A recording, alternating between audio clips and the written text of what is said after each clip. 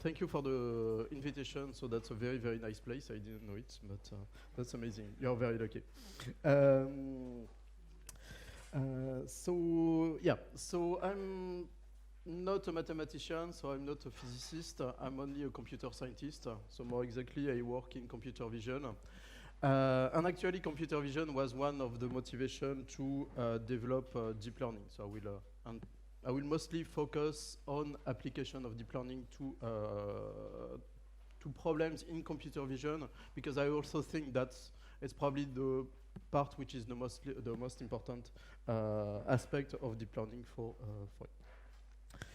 So yeah, so there is actually an exponential growth of interest in machine learning and deep learning, so that's probably why I'm here now. So the number of attendees in computer vision, machine learning, deep learning conferences is really growing exponentially, so it's crazy. So when I did my PhD, okay, some time ago, we were probably 600 people at the conference. Now we are 10,000, and that's really getting crazy. And so that's a plot of the number of papers about machine learning on arXiv, and actually now machine learning is almost equal to deep learning. And so you see, so these days there are more than 100 papers submitted on arXiv per day. So it's overwhelming for us, because there is a lot of information, a lot of new things, but it's also very exciting. And it's really starting to work compared to things that we had before, but were not that good. So we'll start with some applications, some recent application of deep learning. I will mostly focus on computer vision things, so image analysis. And then I will try to go a little bit into the theory and the application of how you can apply deep learning in your daily life. So that's one example of one deep network, which is for me very impressive, because that's the kind of things that we are trying to do for quite some time, or decades, and now it works much better than anything we had before. So that's it's not perfect, but it's really the raw output of the network. So what the system can do is to detect the objects, recognize the object, so you can see the labels on the video, so it's able to recognize that it's a car. So there are some mistakes, so sometimes it thinks that the signal, the traffic sign is a human, or so. Okay, so it happens, but it's really the raw results. So with some processing, we could probably remove these mistakes, and plus it also segments the object. So you see, so there is really a nice boundary around the object. Again, it's not completely perfect, but this kind of things works in real time. And as you can guess, so it's also very exciting for autonomous driving and so these kind of applications. But so that's an application to raw images, but that could work for other problems. And that's very impressive. So that you can apply it to your own images. So that's incredible. And for another application, which is also a problem, a typical problem in computer vision, you will understand what's going on a little bit later. So that's a system that can track people. So it's only in 2D, but the system is able to know where the limbs of the different people are, and plus there are many different people. So that can be very confusing for the algorithm, but there is almost no mistake. So that's and actually, so this system also works in maybe not with this number of people, but for a few people, it's going to work in real time on a webcam. So that's something which is amazing for us. And so at the presentation of the paper, the authors did a demonstration on stage in front of thousands of people. So that's why you need to be confident in your system. And so for another application, but I will stop here. So you probably already know about them. So that's this deep fakes thing. So that works for images, but also for sounds, where you can generate images or sounds for a person that exists. So what they did for these, so that's one of the systems. So there are plenty of people working on these deepfakes. What they did here is to apply relatively standard techniques from computer vision to try. So I will play the video just in a few sec. So they use standard computer vision techniques to track this person. And they will apply the motion of this person or the facial motion of this person to this guy. And so it's easy to do it, or it's easy. It's possible to do it with geometrically, so you know the deformation of the face. So that's not deep learning, so that's really standard thing. And then you can use a deep network to transform your geometric structure into an image. And so that you can apply it to Putin. So that's different people, as long as you have video sequences of the person that you target. So that's pretty scary. So that's a pretty scary tool. You can make the American president say something smart, for example.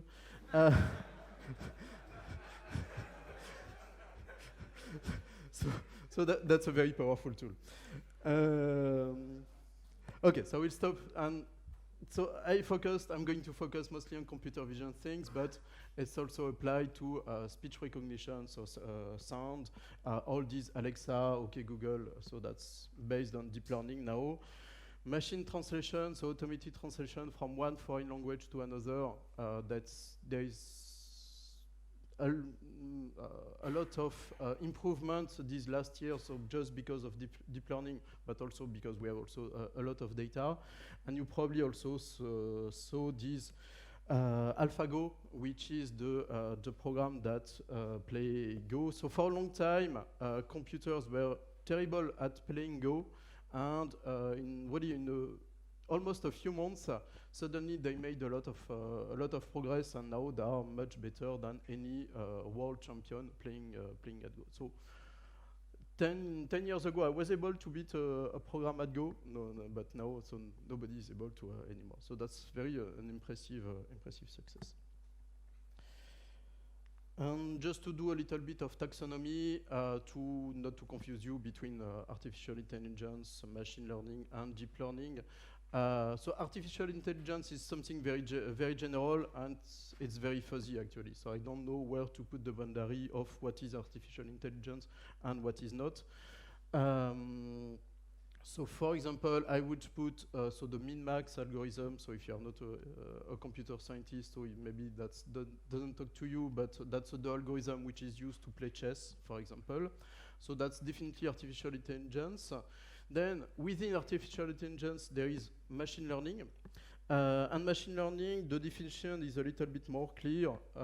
So that's any method, I would say, that use data to improve the algorithms. So we need training data or data about our problem to use machine learning algorithms.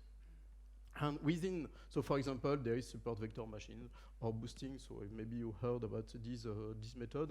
So that's machine learning. And within machine learning, there is deep learning, which is one specific method of machine learning. So that's at the same level at support vector machines, except that deep learning is starting to work much better than anything we had before. So that's why there is so much interest. And actually, so why is it so popular these days? Because you will see, so actually that's not new, deep learning, far from that, but it's really currently that there is a lot of interest.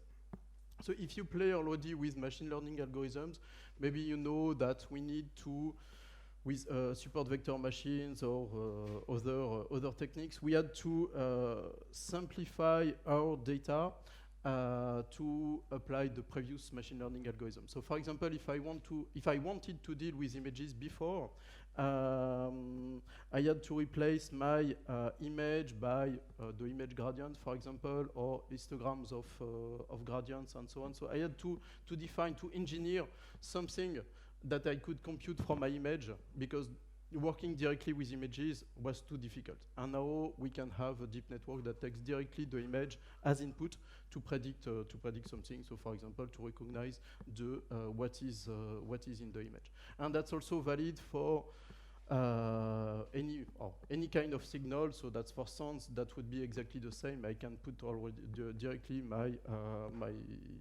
data from the raw data from the sound to the deep network to predict to train it to predict something. So that's something which is very practical. There is no way, or there is no need to engineer stuff about the problem. It's also very flexible, so that's you will see that's relatively easy to tweak the deep learning methods to adapt it to a specific problem and to make it work and to publish another paper. So that's also what researchers like. So that's easy to do. And so why now? Because again, so that's pretty old techniques.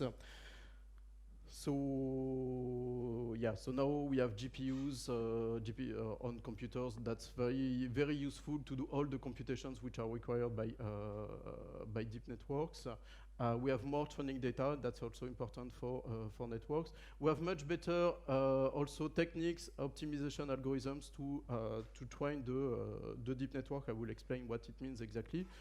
Now it's very easy actually to code something. So with 10 lines of Python, you can already have your deep network. So that's also something which is very easy to develop, to prototype, and to publish. And at some point, so there is a lot of taboo about deep networks. So that's terrible, not scientific at all.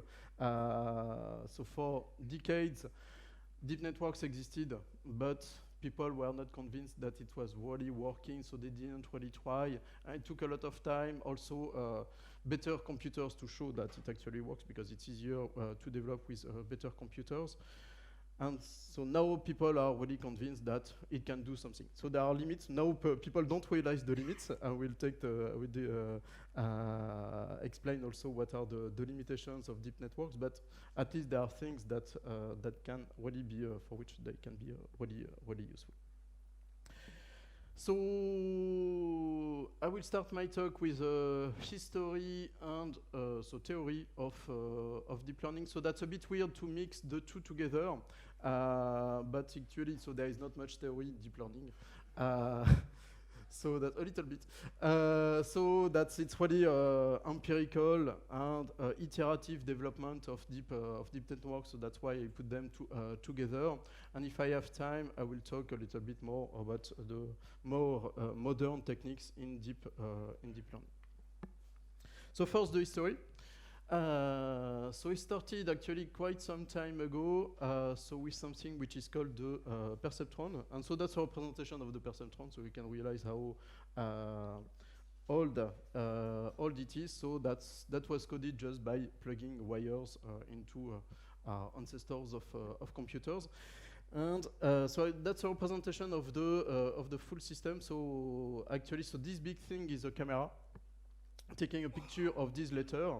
And so these things are also lights to get a better image of the sea, and the system was trying to recognize the character. So if it's easy to see or not. So that's very visionary, because that's the techniques or the technology was not mature yet, but they were already trying to play with the ancestors of machine learning algorithms.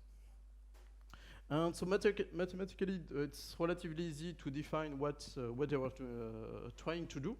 So that's called the perceptron. The input to this perceptron is represented as a vector. So we put all the input data. So for example, the image is going to, or the pixel values in the image are going to be put in the vector. So the input is clearly defined mathematically. It's a vector, and the output. In the case of the perceptron, is something which is binary, so that's which can be a category of the input. So that's called the supervised binary classification. So classification means that the output is going to be a category, or a class, or a category. So category in my case, so that's going to be cat or non-cat. So there are both categories. So that I used a cute image just to have a nice image on my slide, but at the time they were using much simpler images. And supervised means that we have, which is very important in machine learning, we have training data and more exactly training data which is labeled by a human, at least at this stage. So that means that I collected a lot of images of cats and images of non-cats, and I labeled them. Okay, so this image contains a cat, and this image does not contain a cat. It's nice to do if you like cats, but that can be a bit boring, and that's the limitation of the probably, or one of the main limitation of these techniques. And so what we want to do here is to look for to find a function f of the input vectors, which tell us what we are looking at. So that can be cat or non-cat, or mathematically just +1 or -1. So that's enough for to solve our problem. And in the case of perceptron, the form of the f function is very simple. So that's actually inspired by work in neuroscience, where they have a very simple, or almost simplistic model of biological neurons, so the neurons we have in our brain, where the output of the neuron is defined as a affine transformation of the input. So that's simply so each coordinate of the x vector is weighted by some weight, so corresponding to the dendrites, for example, and the output of the neuron is simply an affine transformation of these values. So mathematically, that can be written just as an affine transformation. So W is a vector which contains the values of the weights, and B here is a scalar. And since I want to have +1 or -1 values, I'm just going to threshold this affine transformation of my input with 0. So if this expression is positive, I'm going to say that my perceptron of my fx function is +1. Otherwise, it's going to be -1. And so in practice, the trick is to find good values for W and B, but once I have that, I can apply this function f to new images, and if my function f gives me is equal to +1, then I'm going to say that my perceptron predicts that it contains a cat. Otherwise, it does not contain a cat. And there is actually a very simple geometric interpretation of what the perceptron does. So that's the representation of the space of the input data, so of my x vectors. So each point in this space is, for this example, is an image of an image.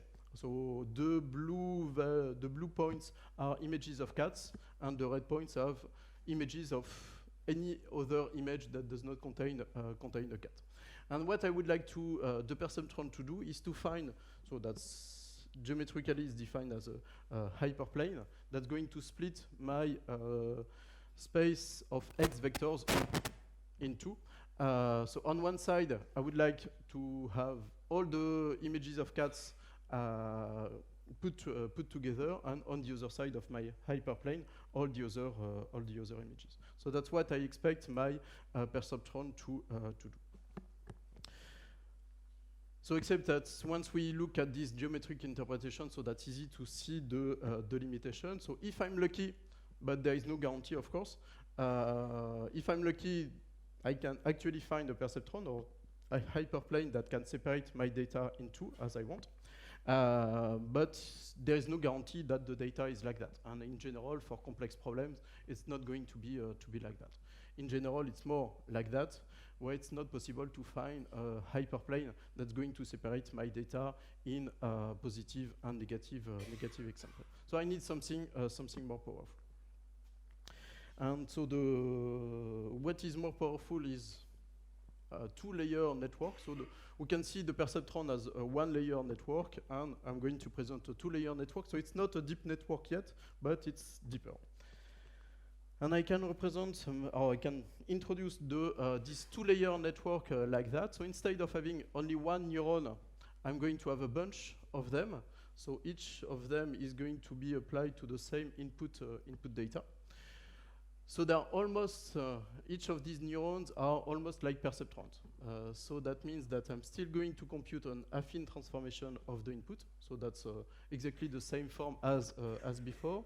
Now I'm going to introduce a G, so this G function, which is a non-linear function. So that's everything. So all the output, all these H values are computed with the same form, but with different values for the affine transformation.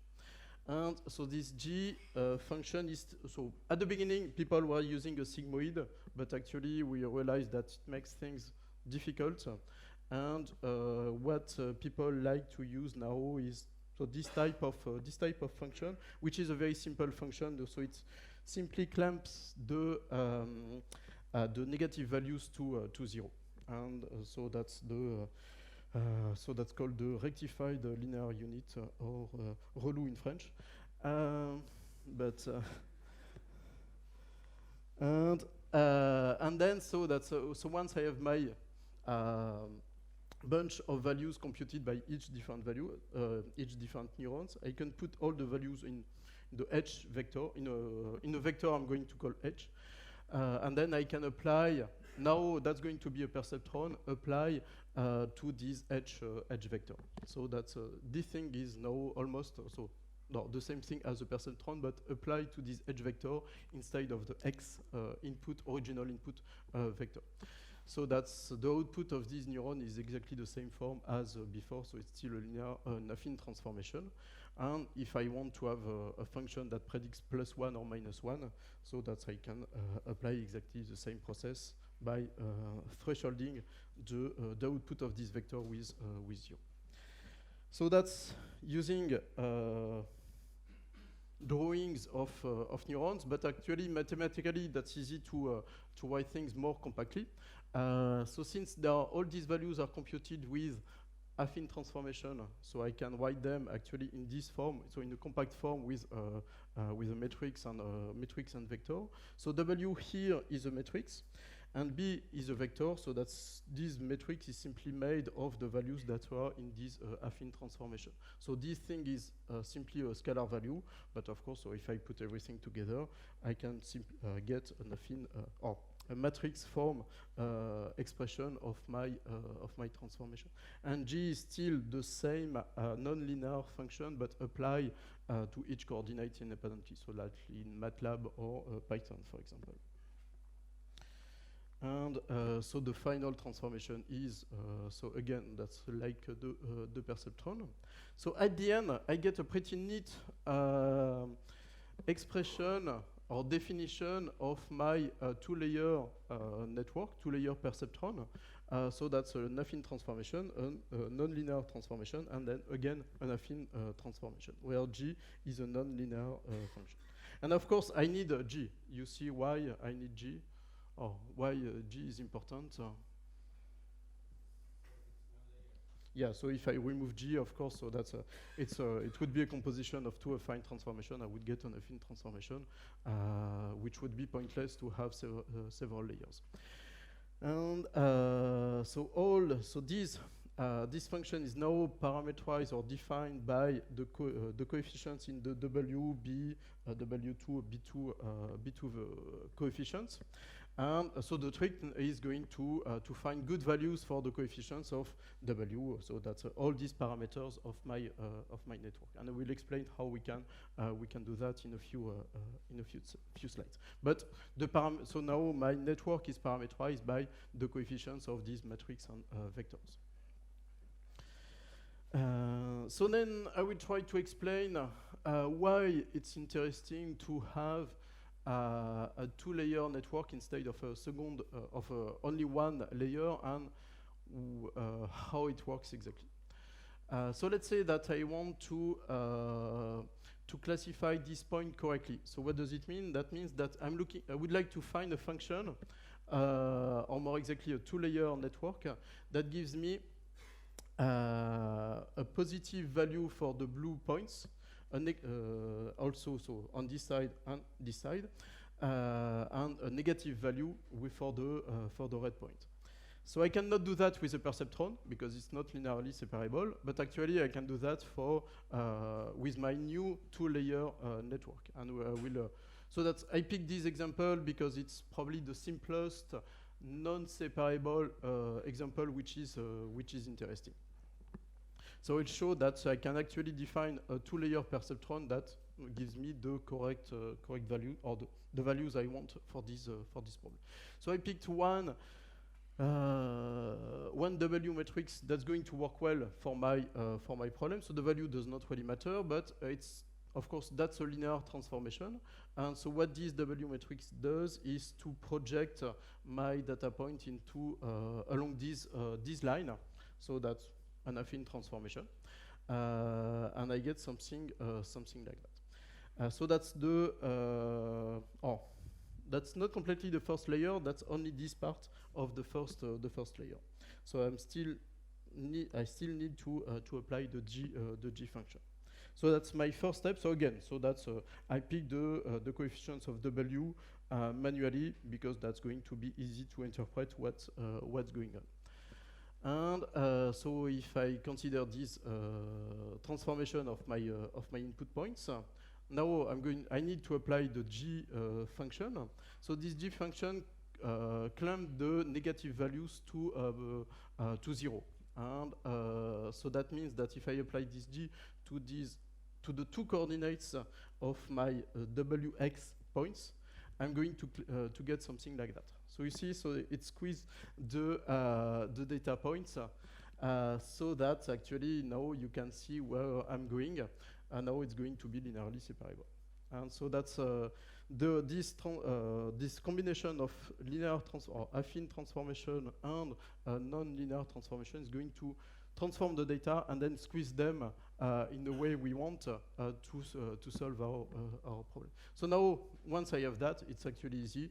So it's easy to find a hyperplane, so just a line in 2D that's going to separate my data on one side I have the negative values, and on the other side the positive value. So that's how to yeah.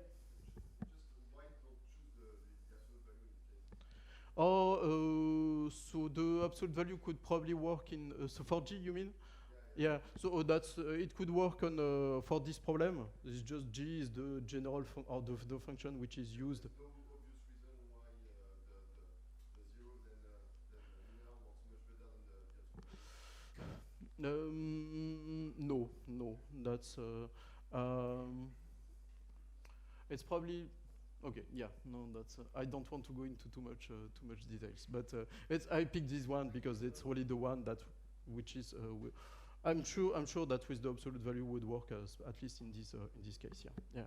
You can pick actually. I think in theory you can pick any nonlinear function. Oh, that's going. Yeah, no, that's probably the best answer I can. And so in fact, so that's on one specific and simple example, but in fact there is a theorem that says that we can approximate any continuous function as closely as we want with a two-layer network. So this form which I just introduced, I can use it to approximate any continuous function, which is a pretty powerful theorem. So that's probably. We don't have many theorems in deep learning. That's the one we like. So that's fine. And so that's a very powerful theorem, and I will just present it or the intuition which is behind this theorem. So to explain why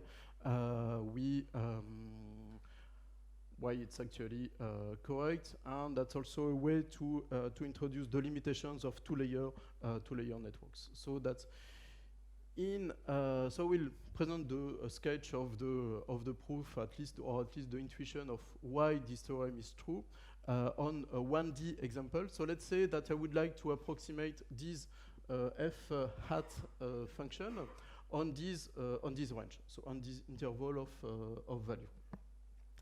So I'm going to use a two-layer, no, I will not present it like that. I'm going to approximate this function, at least on this interval, with a piecewise linear function. So I would like to find a function which is like that, for example. So that I'm just using only one intermediate value here.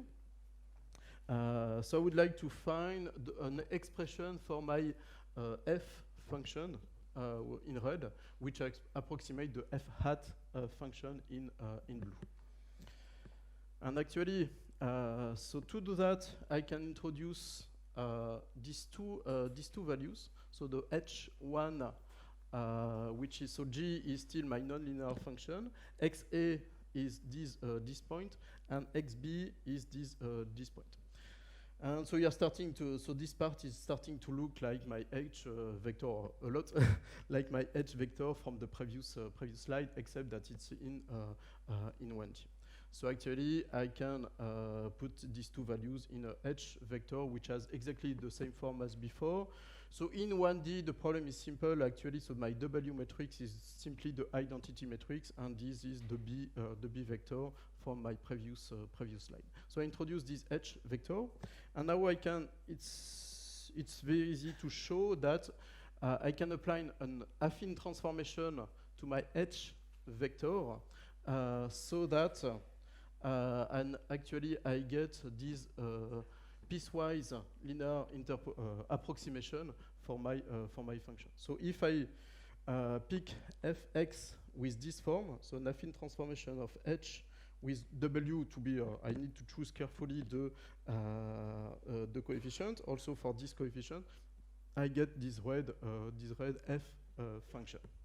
And so why? It's because so these h1 and h2 are all piecewise linear function of the input. So that's this h1, this h2, and so without going into the details of the equation, so we can adjust these two functions to fit with a linear transformation to fit the red curve.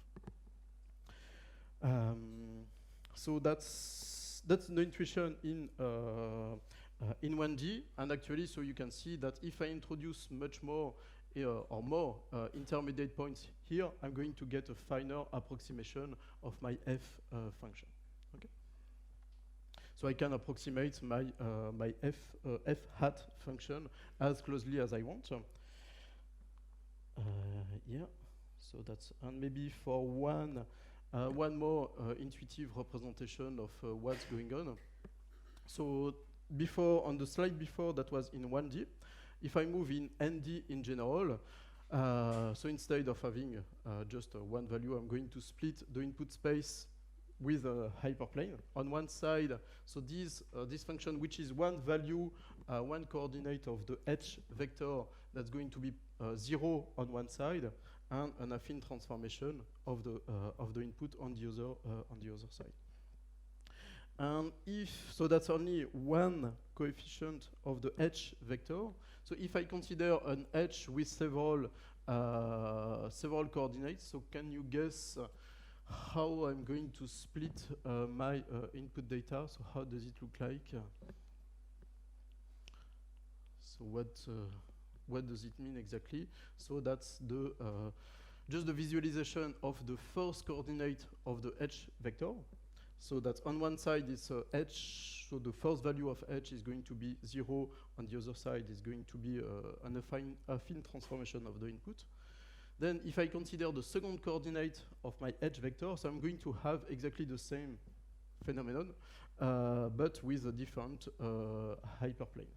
Okay, so that means that on this side, for example, the second coordinate of h is going to be 0, and here it's going to be an affine transformation of the input.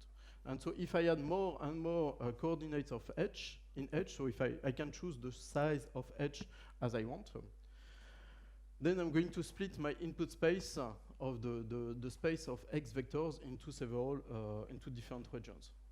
Is it clear for this part? Okay, so that's so here so more exactly actually, just to be clear. So for each of these regions that are defined by the hyperplane, so in which are created or defined by the W and B metrics and vectors. So for each of these regions, the output of my two-layer perceptron or two-layer network is going to vary with the affine transformation of the input, and so I have a different affine transformation for each of these regions. And plus, also it's continuous. So from one region to another region, it's easy to see that it's continuous because it's only the output is computed as a composition of functions that are continuous. So that's so at the end, I have something that's pieces of planes that vary together and which are continuous, or the transition from one region to another is also continuous. And so actually, so that gives us the limitation of the two-layer networks. Because, so that's, I have a theorem that says that I can approximate any function or any continuous function with my two-layer network, but actually in practice, for complex function or difficult functions, I need to use very large H, and sometimes it's very, very large. So it's prohibitively large. So in practice, so even if with a two-layer network I can approximate, I can do everything I want in theory. In practice, because of this limit, because I would need an H which is very, very large, that's not going to be useful. And so that's where the deep networks are interesting. And so what is a deep network? So that's easy to generalize from two layers. So that's my previous expression. So now so the output can be a vector in general. So that's easy to generalize from one value to a vector. So since I know I have the expression for a two-layer network, so I can add as many layers as I want. So each layer is defined as a affine or composition of an affine transformation and a G nonlinear function. And so I can put as many layers as I want. And actually, so in practice, we can observe that for a given number of parameters, so the number of parameters are all the coefficients in the W and B W matrix and B vector. So if I fix the number of parameters, if I use only three layers, for example, I'm going to get some performance. So that's just a representation of the accuracy or the performance of a network on a computer vision problem. So that we try to recognize objects in images. So for a given number of parameters, if I use only three layers, it's not going to work as well as if I use more layers by distributing the number of parameters over all the layers. So that I have the same number of coefficients here and here, but this one, because it's distributed over more layers, that's going to work, it works better in practice. So that's what we can observe when we do the experiment. And actually, so it's relatively easy to understand why. So that's the same regions I used for the three layers. That's the same representation I used a few slides ago.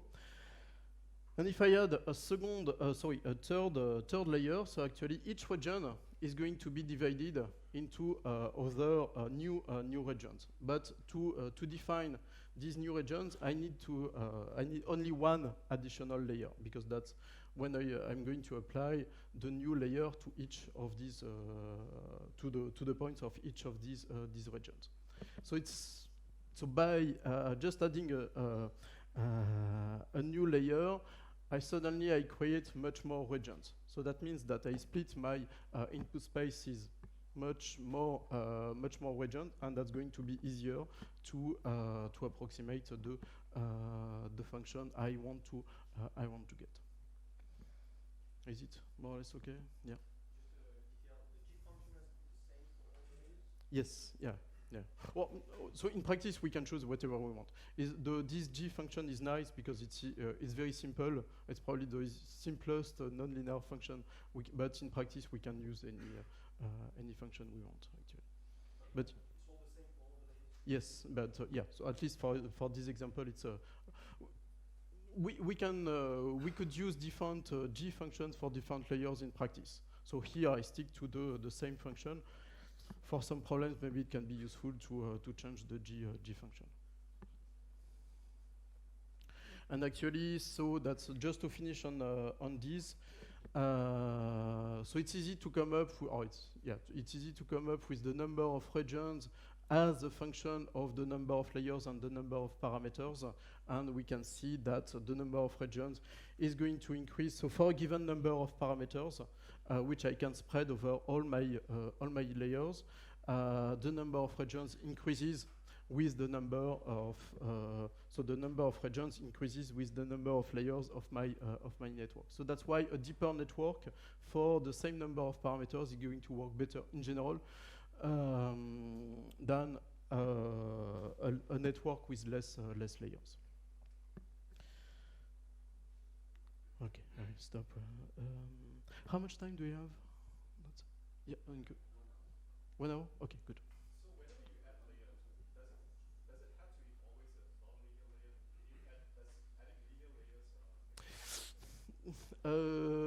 It's not necessarily. So if I go back to this one, so let's say that I remove this G function, if I understand correctly your question, then that's not really useful, because if I compose, if now I compute this value or this expression, but without G, I just get back to an affine transformation. So that's why this nonlinear transformation is useful. Yeah.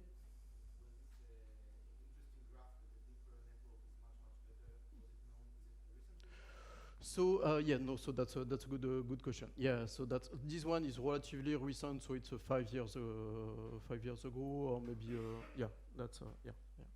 So that's it's yeah. So it's true that deep networks are much older than that. People were doing it empirically. I think they just observed that, okay, it was working well, but they did not necessarily understand very well or why. But yeah, so that's, I think for me, that's really the motivation to use deep networks instead of 2 layers network. And so yeah, I will explain how we can deal with images or what is the problem for images to apply deep networks to images. What is the solution? And again, so that's a relatively old, pretty old solution. So I understand that images can be also important for you. So that's a representation of a network, actually. So that's the network created by Yann Lequin in 92. So you see, that's pretty old. So that's each of these stage is a layer of the deep network. The input is an image, so that's my H vector, and the output is a vector on 10 coordinates, because so that's for the recognition of digits in images, and so that's the way a classification problem with multi-classes. So that's we have 10 digits, and so there are 10 values as input. And the network is supposed to predict or to output a large value that correspond to the index of the class we want to recognize. So if we put a 0, an image of a 0 as input, we would like the network to predict a large value for the first coordinate of the output. But so let's see the structure of this network. So that's really a typical structure for a deep network dealing with images. The last layers are exactly the same form as before, so what I already presented. So that's this vector, which is computed as an affine transformation plus the nonlinear transformation of this vector. I will explain what's going on before for the first layer of the network in the next slide. And so the final output is computed as an affine transformation of this H5 vector. So that's exactly the same form as what we saw before. What is different is how we transform, or what is the layer which is applied to the image in this case. So if I wanted to use exactly the same form as before, so an affine transformation with the matrix here, then the matrix would just be too big. So if I have, say, 1,000 pixels in this image for the h for the x vector, so the W matrix would be 1,000 by 1,000. So that means 1 million coefficients to estimate.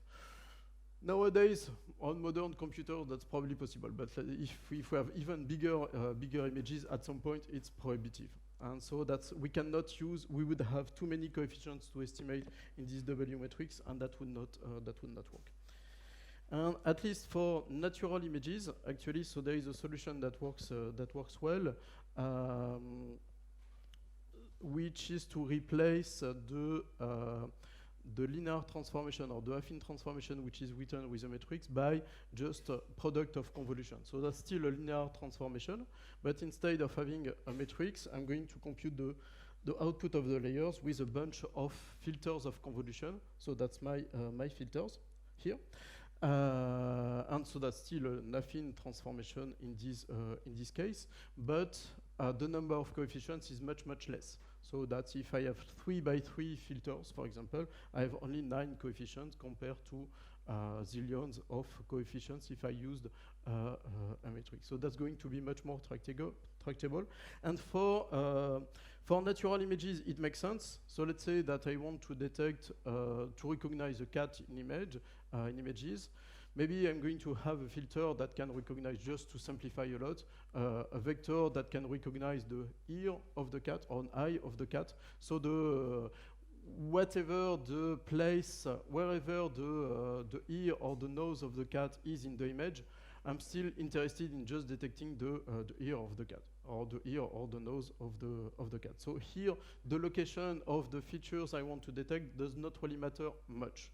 So that's why product of convolution, at least for natural images, are useful. So that's my first layer of standard convolutional deep network, so made of a bunch of filters. I have a problem here because, so let's say that I have 1,000 coefficients here. Then suddenly I multiply the number of values in my output by the first layer. So if I have 1,000 values, if I have 6 filters for the case on this example, so suddenly I have 6,000 values to deal with.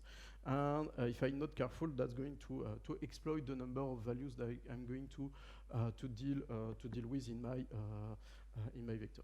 Plus, in fact, I'm not necessarily interested in having images after the product of convolution with such a high resolution, because if I want just to recognize digits, I don't really care, but the resolution is not really important. If I decrease the resolution of this image, I'm still going to have the information I need to recognize the digit. And so the second new type of layer, which is in this type of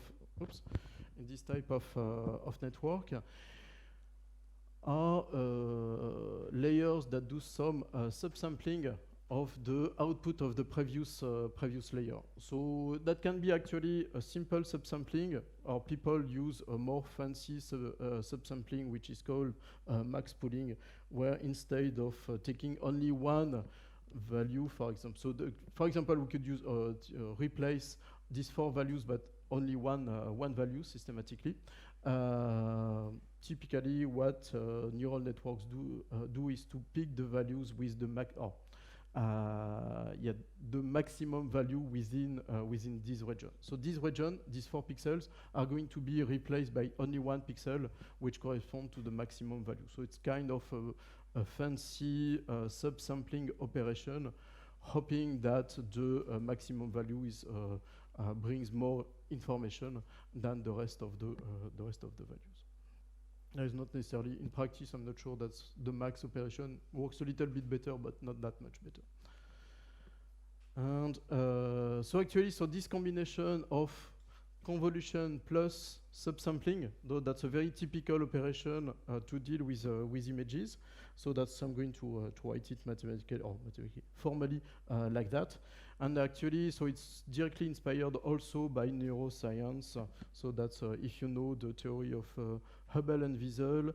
So they studied the visual cortex. So it's the very beginning of the visual cortex is on the back of our brain, and so that's they have a theory for V1, which is the very first very first layer of the visual cortex, which directly so they have this the equivalent of these operations of convolution and pooling with simple cells and complex cells. And so they used also cats to study this V1 first layer of the cortex. But it's also inspiration from neuroscience.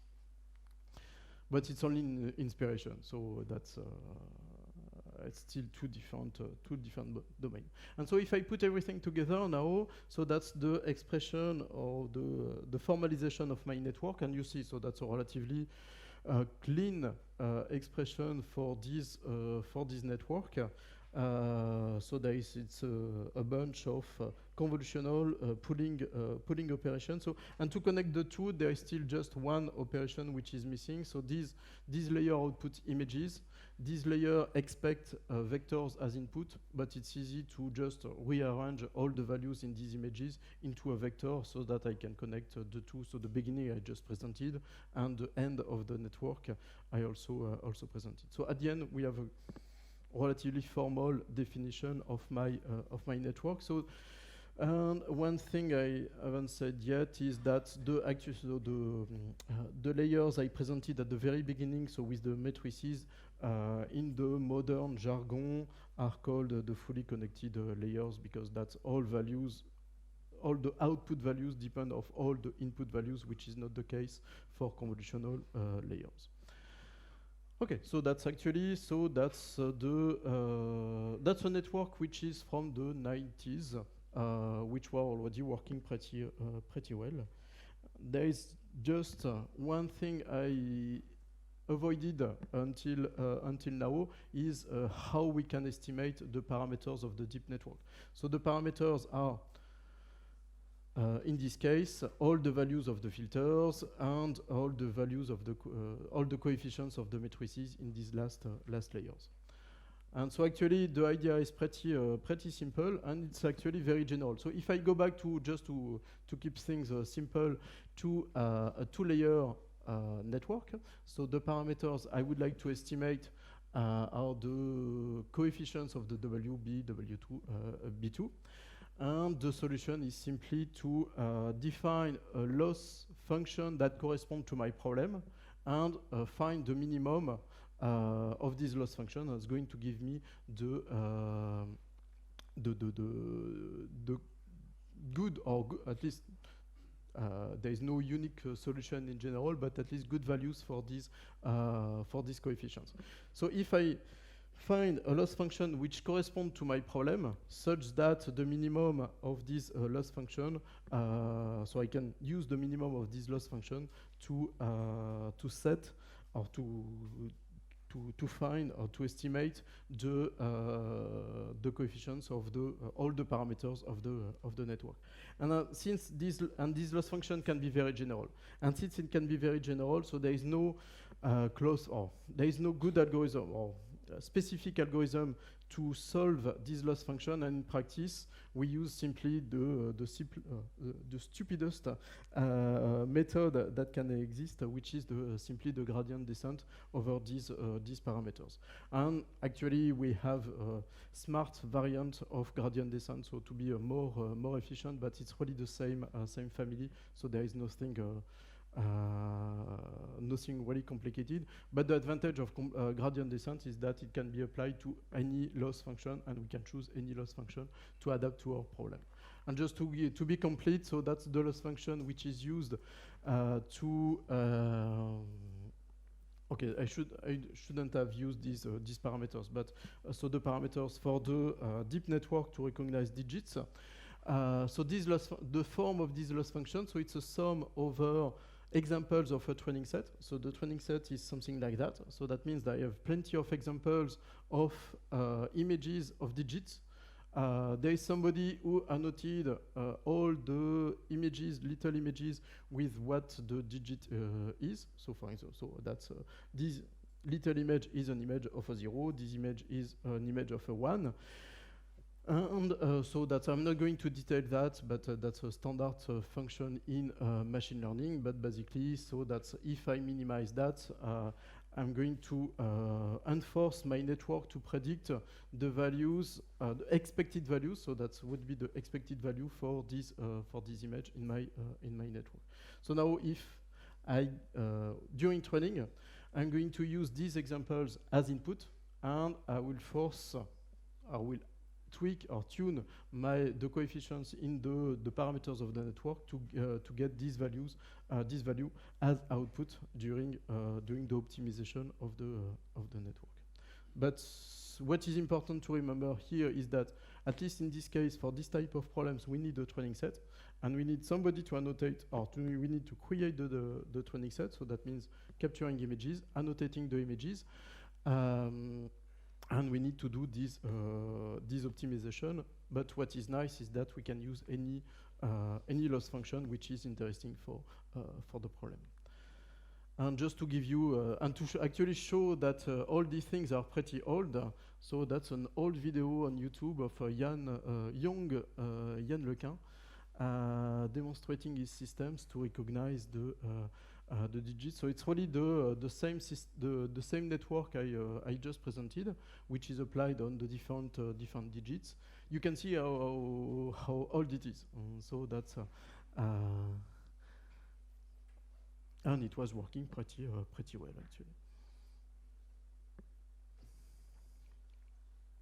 And actually, so these systems were and probably are still used to recognize the zip codes on envelopes, on letters, so for addresses.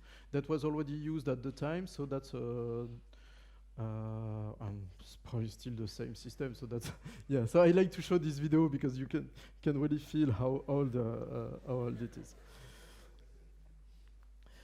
And so there is one question also that which I have avoided so far, and which can be also puzzling when you start with deep learning, is that we have the parameters to estimate, which are the coefficients of the matrices, but we also have what is called hyperparameters, which is the how many layers do I use? So maybe how many filters do I use? What is the size of my filters? What is the size of these edge vectors? So there is no direct answer. There is no method there is no simple method to tell you what you should use, which is pretty annoying. Currently, we just let the PhD students to find the good hyperparameters. So that's pretty nice when you are a professor. But that's an open question. But we're starting to get answers. So that it's already a hot topic in research, and there are methods that try to adjust the network to your problem. So sometimes it's simply almost an exhaustive or brutal force search for the hyperparameters, basically building a network, training it, and to see if it works better or worse than the previous networks you tried. Sometimes it's a little bit more subtle, but yeah. So people are working on these problems of how to find the hyperparameters, the structure of the network automatically, so that it works well for your problem. Yeah.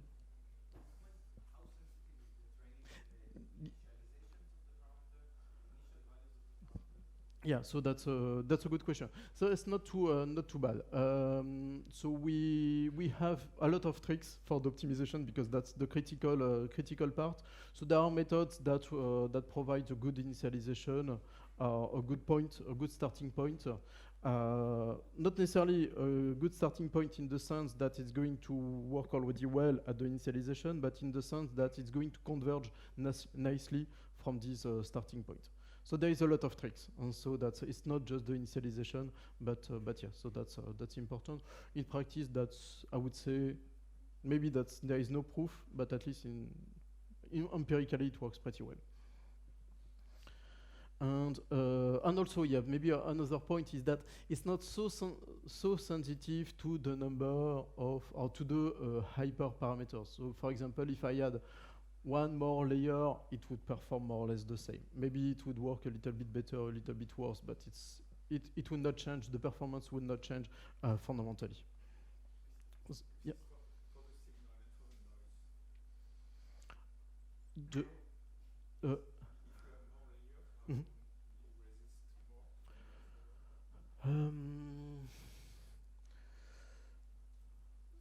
I I would say so.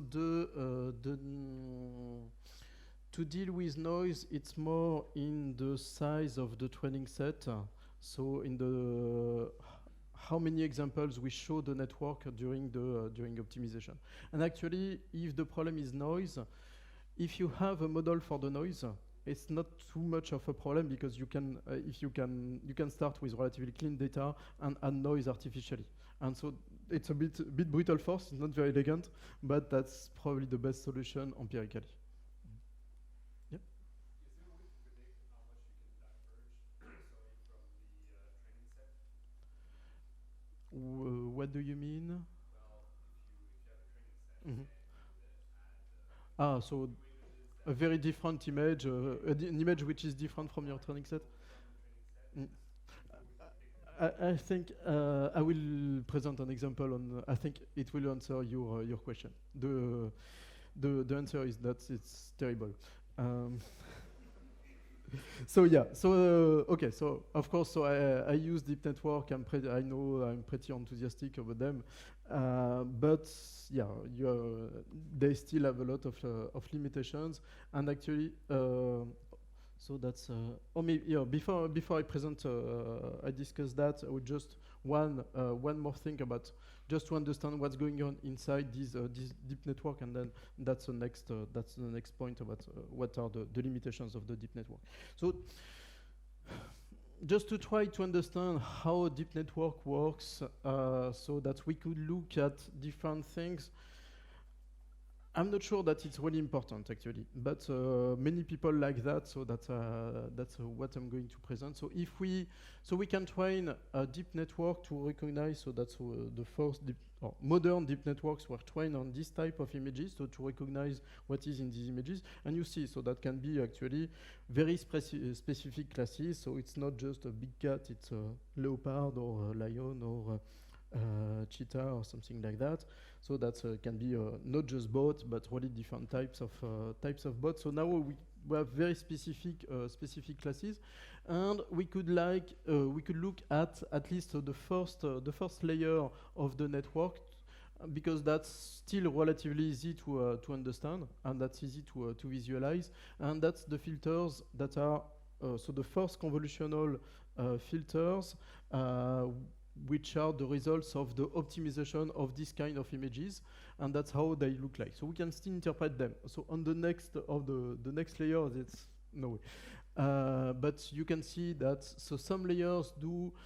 So they are independent of the color, and they do mostly gradient detection. And what is nice is that we have apparently in the first layers of the visual cortex, you have this kind of operators as well. So which is something which is very nice. So that's typical image gradient detector, and which high frequencies. And for colors, you have very much lower frequencies that compare maybe two different colors within. So that's a small region in images. That's almost all we can do to interpret a deep network. So that some people try also to visualize what are the images that are going to generate high answers in the middle of the network. So, for example, so that all these parts of images create a very high answer in one coefficient of one of the H vector. So somewhere so that's here in this case that's on the two layer. So you can see that there is one value which responds quite a lot for this kind of structure in the image. And the typical speech of researchers in deep network is that when you go deeper and deeper in the network, so in the next layers, you get something which is a little bit more abstract. I'm not completely convinced. So that is true. That so, for example, if I look at for these two neurons in the layer 2, you have relatively simple structure. In the layer 3, we have more complex structure. So that's part of the wheel and the bottom of the car. But okay, so that's I don't really like that because it's still difficult to interpret, and I'm not sure that's very useful. But people like it, so I wanted to present it. And yeah, so that's I'm going to answer finally your question on the failure of or some failure cases of deep network. So for example, and because everything is differentiable, so that's easy to play with deep networks. So we can optimize things which were not necessarily planned for.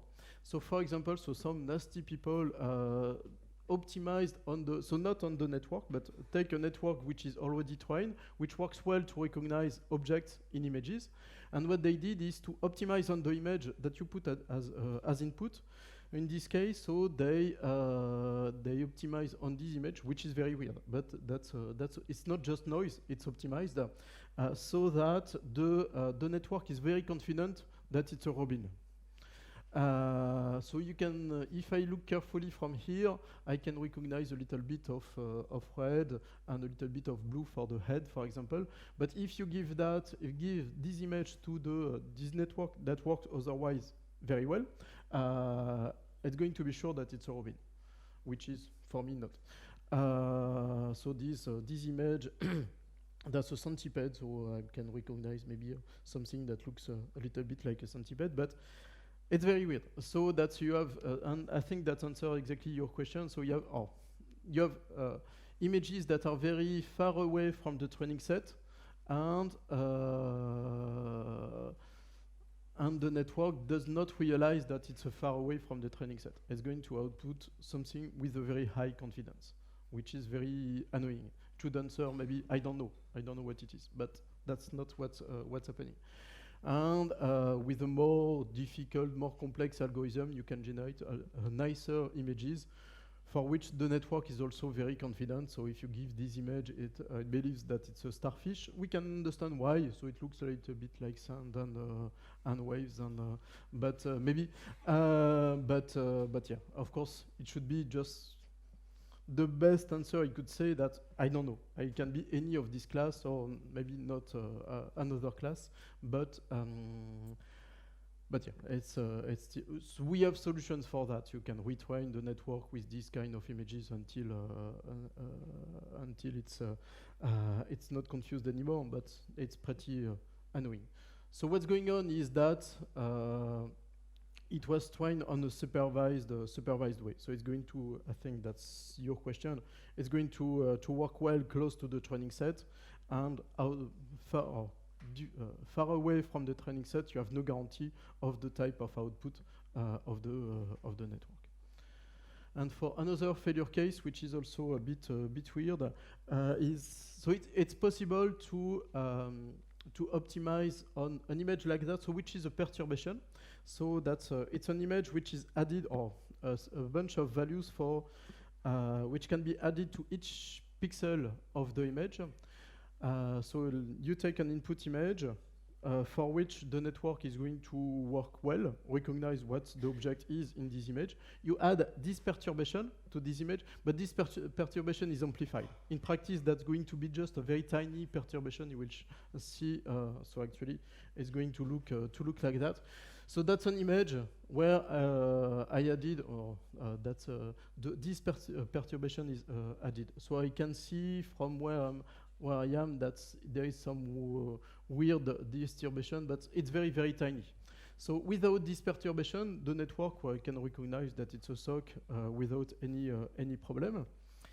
And I can use this perturbation. And what is interesting, or what is surprising, is that I can use the same perturbation for all the images all the categories, and it's going to confuse the network completely.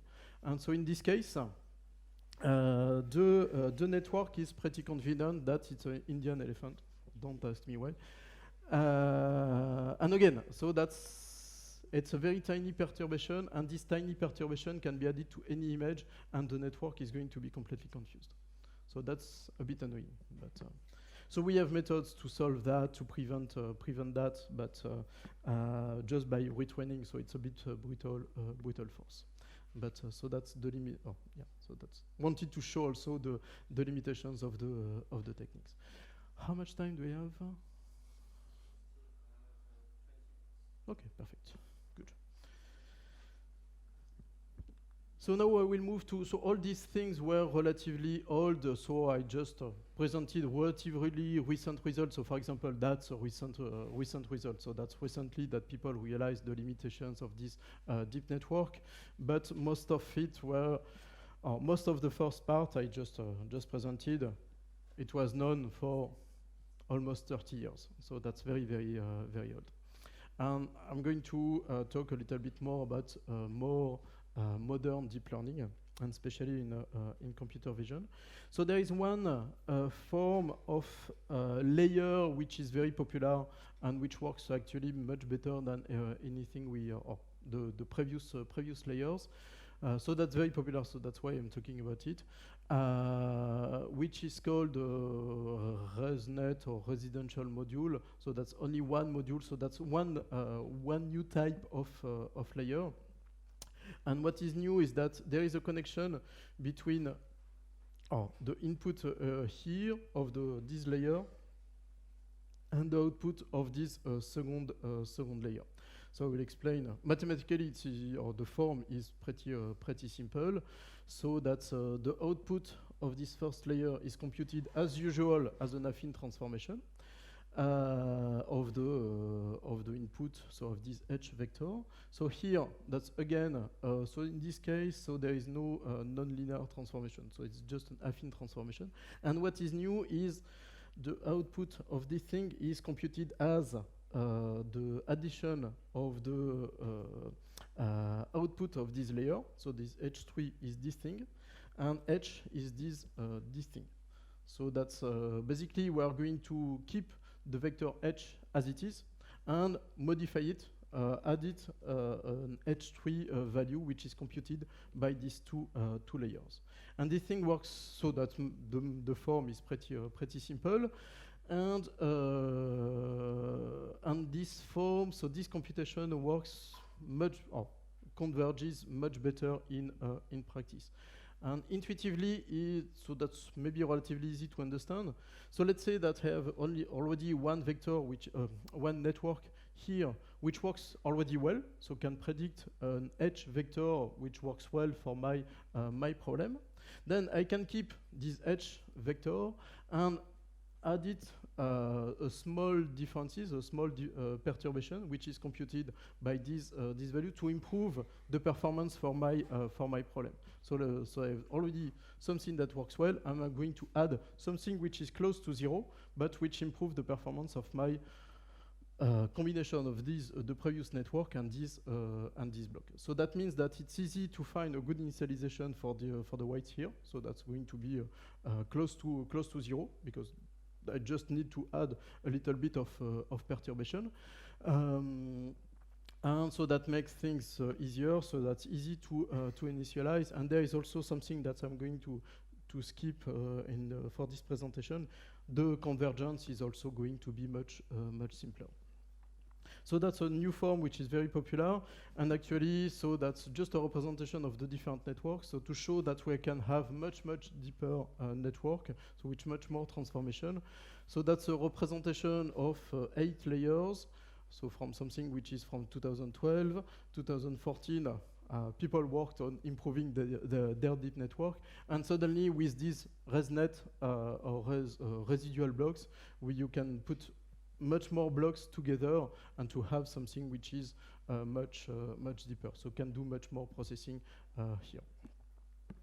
And it's deeper, but what is interesting is not that it's deeper, but it works much better. So the performance is of this network is much better. I said that we have a lot of tricks to optimize these networks. So, and these networks can really be beasts. So it's really big complex things to optimize. So that's also one of the reasons why people didn't like them, because they look very scary. So that's a complex system. And now we have plenty of new methods which are not necessarily really well justified, or maybe just intuitively justified, but works pretty well. So I'm not going to go into details for that, but the optimization is not too much of a problem. It can be slow. It can take hours or days, but it's going to converge. If you have a problem which is well defined, it's going to converge relatively well. And so there is plenty of Python libraries, very good libraries in Python. It's actually very easy to code deep network. So that's the Python code for a simplified version of the network I presented. So the one that recognizes digits. So that's from the definition of in Python to up to the optimization of the network. So you see, I'm not going to go into the details, of course, but just to show that it's a very short and very small piece of code. So that's very easy to start with, actually. So there are plenty of documentation of actually codes. People put their code easily online, so that's easy to start from the code of somebody else to improve it. So there is also, so I will skip the details here just for the interest of time, but just to show that we can have networks that takes images as input and produce images as output. So before, everything I presented was the output of the network was just a class. So the output was pretty small. So let's say a vector of 10 values if I want to recognize digits. But actually, we can have something which are much higher resolution. So for example, here, so if we want to segment the cells in this image, so that's I will skip maybe a lot of things, but the beginning of the network is very similar. So that's a different representation of the network. So the blue boxes are convolutional layers, and the green boxes are pooling layers. So that's the beginning is very similar as before. So it's a combination of convolutional layers and pooling layers. And since we want something which is the same resolution as the input, we can use actually, since we used downsampling to analyze the image as before, we can introduce and we can do whatever we want. So that's also what is very, very nice with deep learning, is that here in this case, so that just adding an upsampling layer to get up till the resolution of the input. So that's just by combining several upsampling layers with convolutional layers. I don't go into too much details, but just to give you the idea that we can produce actually whatever we want, whatever the size of the output. And it's a little bit more complex, so there are connections, but I will skip that. I will also skip that, but I wanted to finish on maybe a more modern view of deep learning. And what is nice is that it's very flexible. So researchers will like that because it's easy to come up with a new method. But there are two things that can be observed. Is that, so again, we can use a deep network to approximate any continuous function, whatever the type of the input and the type of the output, provided that it can be represented as vectors or images. But so that's one very, very nice tool. So if you have a problem where you know that a function is continuous, you can put a deep network to approximate it. And plus, we can use any loss function. So it doesn't have to be a specific form as long as it's differentiable, because we are going to use a gradient descent. So that means that you can adapt the loss function to your problem.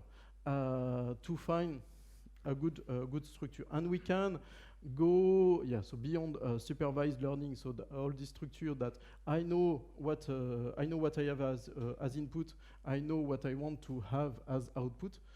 We can go outside of this framework. We can do something more interesting, more complex. So, for example, so there is something which are called Siamese network. And the idea is pretty simple. So let's say that I would like to compute what is called the description vector for these image patches. So I would like to compute from this image a vector, so that if I compute the same vector but for this image, so if these two images correspond to the same physical point, so for example, so that's the head of this statue. So I would like to have to compute a description or a vector, so that the vector for this image and the vector for this image are close together because they correspond to the same physical point. And if I pick another patch on another image which is completely different from this one, I would like the two vectors to be as different as possible. So I don't know what the vectors should be, and actually I don't care. What I care about is simply that this vector computed by a network and this vector computed by a network given these two image patches should be as close as possible when the two images correspond to the same thing, and as different as possible when they don't correspond to the same thing. And so that's not supervised anymore. I don't care about the exact output, and I don't know, I cannot tell the network to do it, but I can force the network to using a loss function, so this value should be small, so that the distance between the two vectors, this distance should be small when the two x1 and x2 correspond together to each other, and this distance should be as large as possible. So that's one loss function to force the output to be as different as possible. So you see, we can adapt, or we can use a deep network to this kind of to one specific problem. And so that's one thing we use to match points in images. So that can be very difficult to define a description vector, but we can let a network. So of course we need some training data. We need training data of patches that correspond to each other to train the network. But we can train a network to compute description vectors even under different conditions. So that's very difficult to do manually, but so for example, to have the same description vector at daytime and nighttime, but we can train a network to compute automatically this kind of nice description vector, and then we can find the correspondences between points in this image and point in this image. And for something in the same kind of philosophy, so let's say that we want to train a network to predict a depth map for a regular color image. So that means that for each pixel, we would like to predict how far it is from the camera. So we could use it. We could train a network in a supervised way. So that means that I would need color images and the corresponding depth map, but I don't necessarily have this data. And so some smart people came up with a solution. So what they used is stereo images. And so you have basically two cameras that are next to each other, or not too far from each other, looking at the same thing. So there is a small differences between the two images, and they are going to train a network which is applied to this image, so that we would like to have a depth map. And so to train this network, this output is constrained so that it can be used to deform the image from the second camera, so that when we deform this image with this depth map, so that's something like that, we get the same or the same input image. So geometrically, so that's a standard problem in 3D geometry. So that's easy to. So that's this thing is easy to do. So to apply this depth to this image to obtain basically the original input image. But what is nice is that so this transformation is differentiable, and so we can put it into a loss function. So you can see that the loss here is the difference between this image and this thing, which should be exactly the same if the predicted depth is correct. So we don't have to tell the network what we want here. We can force it to predict the correct thing with this smart loss function. And for one image, or if one final example, I will. So that's a new type of framework which is called generative adversarial networks. So the idea is, let's say that we want to train a network to generate images of something. So in this case, I would like to train a network, so capital G, to generate images of digits. So given a noise vector, so that's this Z vector, I would like to generate an image. So that there is not much constraint on Z. When I change Z, I would like to get another image. Okay, so that's just pinking a new Z. I would like to get another image, but of course another image of a digit. So that's not completely clear how I can train such a network. And so the idea of the generative adversarial network is to have actually to train two networks together. So there is one vector, so the network I'm interested in, so the one which is going to generate images, and I'm going to train it together with another network which is called a discriminator. And this discriminator is, so the role or the goal of this discriminator is to predict if an input image is from real data, so that's data actual images of digits. So the goal of this discriminator is to distinguish between real images and the images that are generated with this generator. Okay. So I'm going to apply the discriminator also to the images which is generated by my first network, two images from the real data. And if I'm able to fool my discriminator using the images of the generator, so if the discriminator is not able to tell anymore that this image was generated, but still able to tell that these images were real data, so that means that basically I managed to generate realistic images of these digits. Okay, so that's pretty clever. You train the two networks, so that's why it's called adversarial. So they compete against each other. The generator is going to train to generate realistic images, and the discriminator is trying to distinguish between the real images and the generated images. And actually, so that's this kind of technique. So that's so these images are actually images of people that do not exist. So that's exactly the same. So it's not digit, but images of faces. So it's pretty impressive. So you can see actually, so there are some mistakes. So that's a nice failure case. So that's the kind of failure case that you can show that it's a bit weird, but otherwise the rest is perfect. And actually, so that's also the same kind of technique. So that's an extension of that, which is used to generate deep fakes. And that's something that people are trying to use to generate training data. So it works to some extent. It depends on the problem that you are working on. But if we could use that would be very cool. We could start from real data and use these GANs to generate much more training data automatically to train a network on a specific problem. It has some limits, but it's interesting. Okay, so we'll conclude here. So just two take-home messages. So that's saying that deep learning. So that's something which is very ubiquitous, very easy, flexible.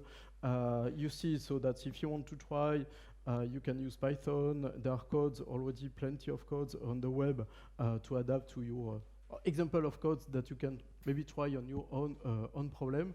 You can adapt the structure of the network of your system to adapt to your problem. The limitation is, so that's why people are very excited, because it works much better than everything we had. We can adapt it to many problems. I think there are probably going to be a lot of disappointment in the next years. So when people realize how much data they need to train them. So if you work on a problem where data exists, so for example, human or people detection, car detection, these kind of things, there are already a lot of data. If you want to work on your specific problem in your specific factory, for example, then you still need to generate data, and that can be very costly in time and in time of money. Okay, so we'll stop here. I'm a little bit ahead of the time, but so thank you for your attention.